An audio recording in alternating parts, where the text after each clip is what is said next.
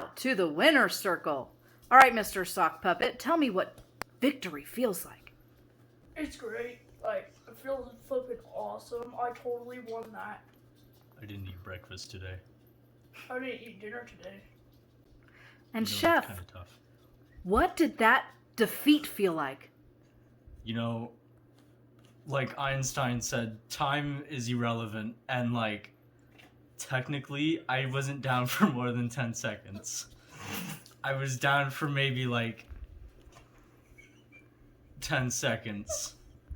But it's fine.